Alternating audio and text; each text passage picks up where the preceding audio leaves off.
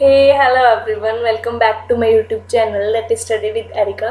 हमारा UGC NET के exam के लिए कोड 17 मैनेजमेंट का सिलेबस चल रहा है एंड आपके डाउट्स को क्लियर करने के लिए डाउट क्लियरिंग क्लास रखी जाएगी, जिसमें ब्रीफ एक्सप्लेनेशन से आपके सारे डाउट्स को क्लियर कर दिया जाएगा। Right, so let's start. आज हमारी यूनिट 1 जनरल मैनेजमेंट की क्लास 13th है। गाइज, आपकी यूनिट 2 जो कि ऑर्गेनाइजेशन बिहेवियर, वो भी साथ में चल रही है। जिसने अभी तक नहीं देखी है, go and check those classes, link आपको सारे डिस्क्रिप्शन में दिए हुए हैं। Right, so let's start. आज हमने क्या करना है, देखो डिसीजन मेकिंग की टेक्निक्स कि किस किस टेक्निक के थ्रू हम डिसीजन कर सकते हैं, डिसीजन ले सकते हैं, एंड प्रोसेस क्या है डिसीजन मेकिंग का। देखो हमने कल देखा था कि डिसीजन मेकिंग क्या होता है, उसके फीचर्स क्या है एंड कितने तरह का हम डिसीजन लेते हैं। आज हम देखें किस किस तरीके से ले सकते हैं, मतलब टेक्निक्स क्या है। देखो हमें पता है कि हमारा जो डिसीजन है वो क्या है, कॉम्प्लेक्स नेचर का है, कॉम्प्लेक्स प्रॉब्लम है डिसीजन लेना।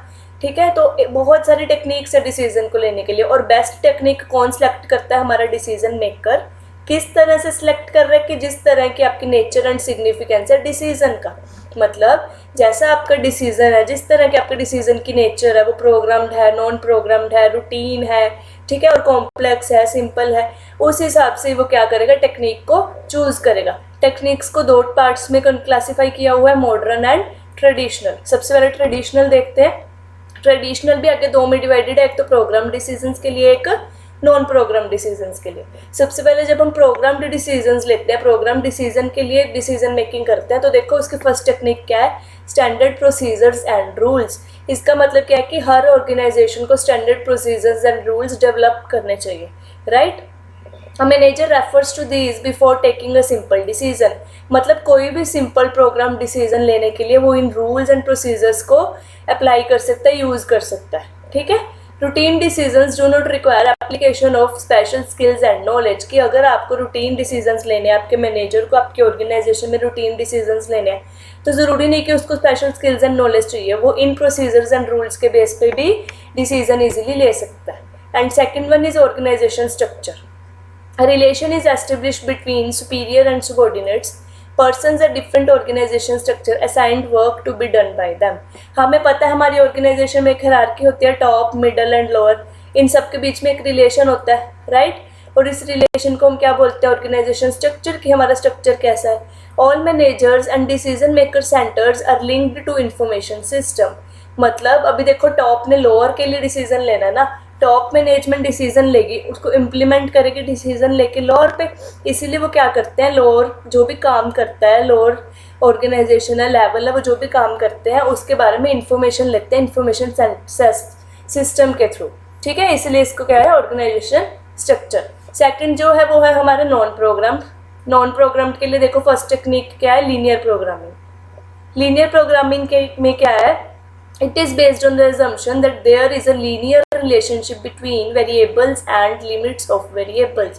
सबसे पहले तो ये क्वांटिटेटिव है, राइट, और ये साइंटिफिक टेक्निक्स है, क्योंकि देखो हमने नॉन प्रोग्राम्ड डिसीजंस लेने, नॉन प्रोग्राम डिसीजंस लेने के लिए हाई डिग्री ऑफ एक्यूरेसी चाहिए ना, हमें बहुत ज़्यादा अच्छे से लेने पड़ेंगे डिसीजंस, कॉम्प्लेक्स नेचर के होने के कारण। इसलिए इसकी जो फर्स्ट टेक्निक लीनियर प्रोग्रामिंग, वो क्या कह रही है कि एक तो ये क्वांटिटेटिव है, एक ये क्या बिलीव करती है कि variables and limits of variables में रिलेशन होना चाहिए। लीनियर प्रोग्रामिंग देखो किस किस सिचुएशन में, किस किस प्रॉब्लम में अप्लाई कर सकते हैं। जब हमने प्रोडक्शन की प्लानिंग करनी है, हमने हमारे ट्रांसपोर्टेशन की प्लानिंग करनी है, वेयर हाउस की लोकेशन की प्लानिंग करनी है, राइट, इन सब के लिए हम क्या कर सकते हैं, हमारा लीनियर प्रोग्रामिंग यूज़ कर सकते हैं। And our second one is probability theory. देखो प्रोबेबिलिटी क्या होता है, जब हम फ्यूचर के बारे में कुछ एजम्पशन लगाते हैं, that is probability। This is based on the assumption that things are likely to happen in future in a manner which can be predicted। मतलब probability theory ये कह रही है कि जो चीज़ फ्यूचर में होगी हम उसको उसी मैनर से प्रेडिक्ट करें इस थ्योरी के थ्रू। ठीक है, और इसमें क्या कंस्ट्रक्ट किया जाता है, decision trees. Decision trees mean to be एक डिसीजन, देन उसके अलग पार्ट्स, देन उसके सब पार्ट्स, एक डिसीजन ट्री कंस्ट्रक्ट किया जाता है।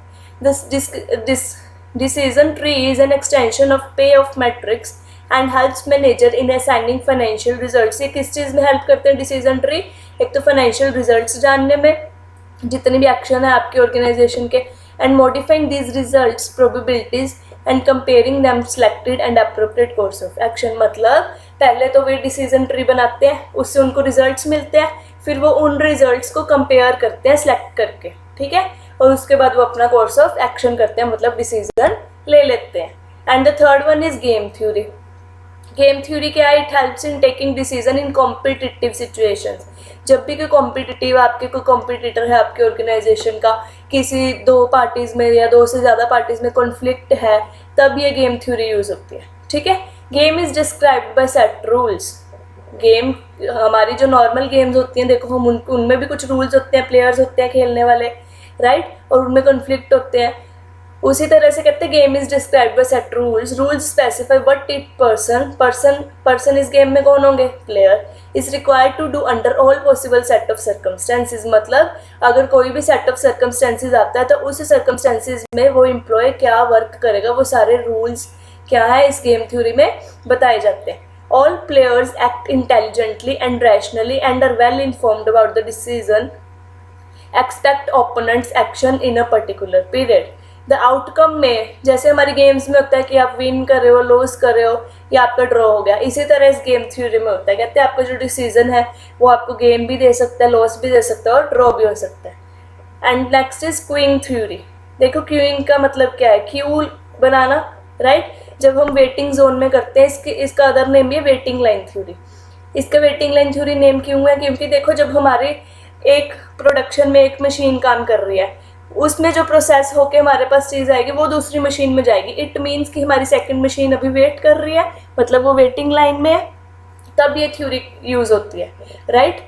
It maintains a balance between cost of waiting line and cost of preventing the waiting line. मतलब आपकी जो वेटिंग लाइन की कॉस्ट, मतलब जो आपकी आइडल टाइम है, आइडल टाइम में आपकी जो मशीनरी, जो वर्कर है आपका आइडल, राइट, उसकी कॉस्ट, और जो उसको आइडल रखने के लिए, एक्सेस वेट के लिए जो आपको कॉस्ट देनी पड़ रही है, उन दोनों में बैलेंस बना के रखती है, राइट. किस किस में होता है? देखो ये पर्सनल, सर्विसेज एंड इक्विपमेंट में ये दो सिचुएशंस होती हैं. इसमें एक तो idle faculty time, idle where demand is little. Demand little कैसे? देखो हमारे पास प्रोडक्शन ज़्यादा है, हमारे पास डिमांड कम है, तो हमारी गुड्स आइडल है, राइट, इसलिए आइडल फैकल्टी टाइम.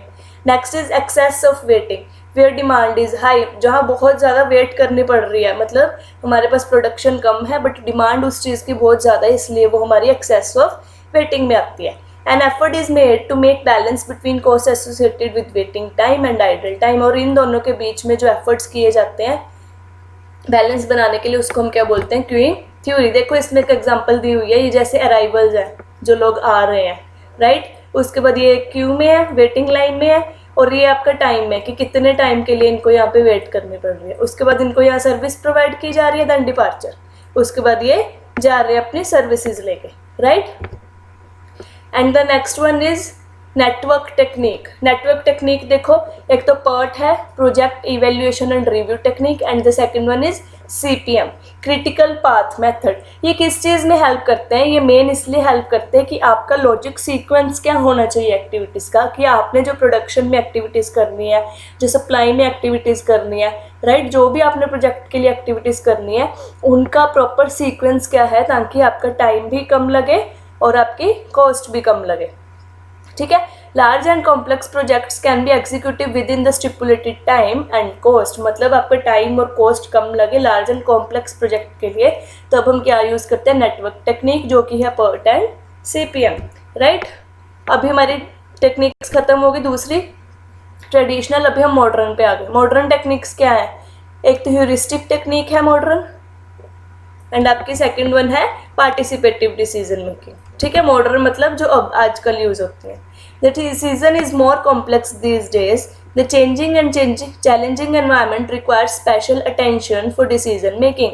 मतलब आजकल कंपटीशन ज़्यादा हो गया, एनवायरनमेंट चैलेंजिंग ज़्यादा होने के कारण हमें बहुत ज़्यादा टेंशन से डिसीजन लेने पड़ते हैं. इसलिए हम इन दो टेक्निक्स का यूज़ करते हैं, heuristic and participative decision making. Heuristic देखो क्या है? This is based on the assumption that problems can not be solve by rational और साइंटिफिक टेक्निक्स. देखो ट्रेडिशनल में हमने क्या देखी? सारी रैशनल एंड साइंटिफिक टेक्निक्स थी, बट ह्यूरिस्टिक टेक्निक क्या कहती है कि आजकल की मॉडर्न में कॉम्प्लेक्स होने के कारण, एनवायरनमेंट चैलेंजिंग होने के कारण सारी प्रॉब्लम्स उसके साथ सॉल्व नहीं की जा सकती.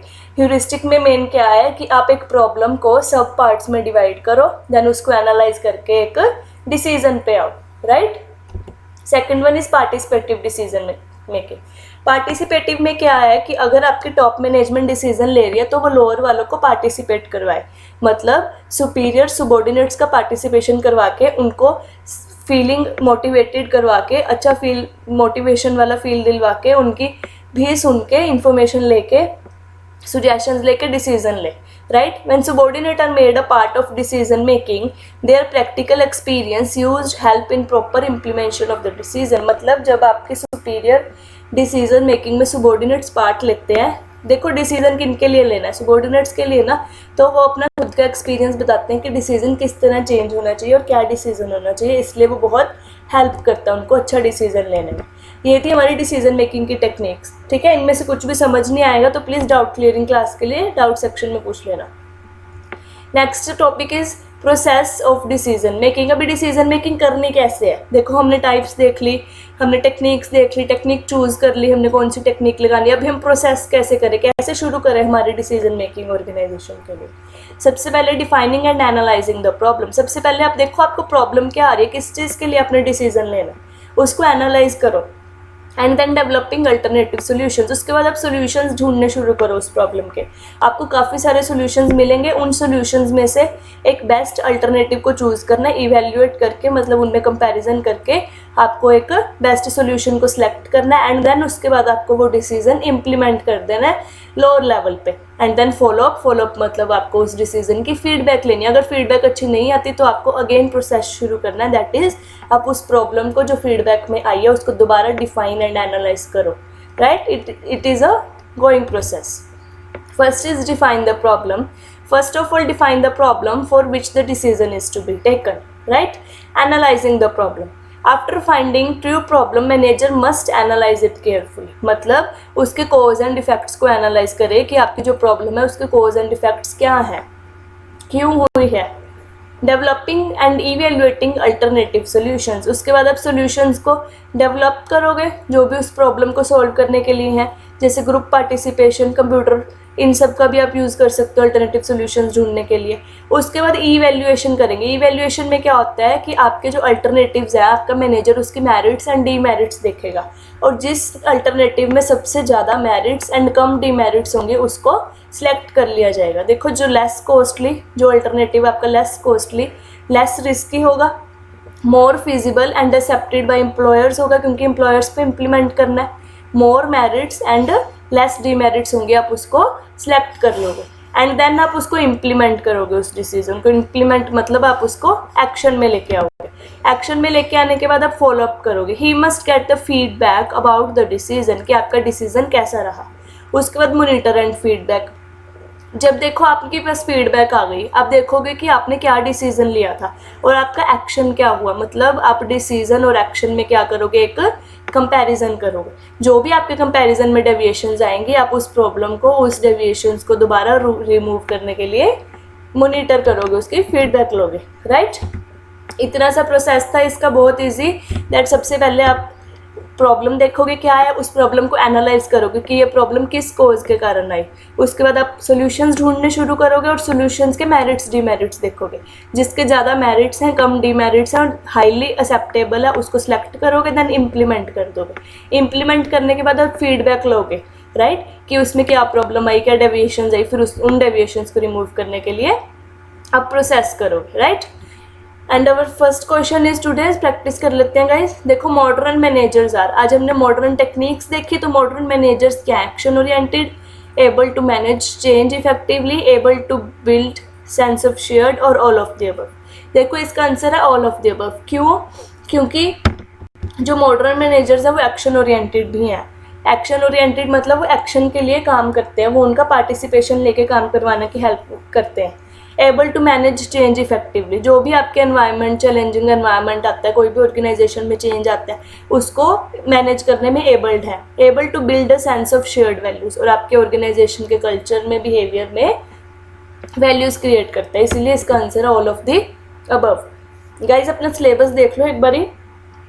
हमारी आज 13th क्लास थी, देखो हमने क्या क्या कंप्लीट कर लिया। जो रेड पोर्शन है हमारा सारा कंप्लीट हो चुका है 13 क्लासेस में, ठीक है। हमने बहुत डीपली किया। देखो हमने प्रोसेस कर लिया। कल हम concept and theories and approaches कर लेंगे, मैनेजमेंट की, राइट। उसके बाद हमारा फर्स्ट पार्ट में सिर्फ मैनेजमेंट रोल्स एंड स्किल्स रह जाएंगे। हमारे फंक्शंस कंप्लीट हो गए हैं, कम्युनिकेशन पढ़ा अभी, हमारा डिसीजन मेकिंग कंप्लीट हो गया। ऑर्गेनाइजेशन स्ट्रक्चर गाइज ये सेकंड यूनिट में आपका, आप वहाँ जाके इसके क्लास देख सकते हो, ठीक है। ये सेकंड यूनिट में है, इसके ये सारे करवाए हुए हैं, अथॉरिटी, रिस्पॉन्सिबिलिटी, सेंट्रलाइजेशन, डिसेंट्रलाइजेशन, ये 14 प्रिंसिपल्स ऑफ मैनेजमेंट किए थे हमने, उन सब में बहुत डीपली और बहुत अच्छे से करवाया हुआ है ब्रीफ एक्सप्लेनेशन के साथ, ठीक है। अब वहाँ से कर लेना। अभी हम कल इसका कंसेप्ट, थ्योरीज एंड अप्रोचेस करेंगे, राइट। सो हमारे कल के टॉपिक्स है concept, roles and skills. Theories and approaches हम नेक्स्ट क्लास में कर लेंगे, पहले रोल्स एंड स्किल्स कर लेते हैं, ठीक है। चलो ठीक है guys, thank you so much. अगर क्लास अच्छी लगी हो तो give thumbs up, subscribe and share, stay tuned with study with Erica. Doubts आप प्लीज़ कमेंट सेक्शन में पूछ लेना अगर आपको आज की क्लास में कोई भी डाउट लगा हो, ठीक है। Thank you so much.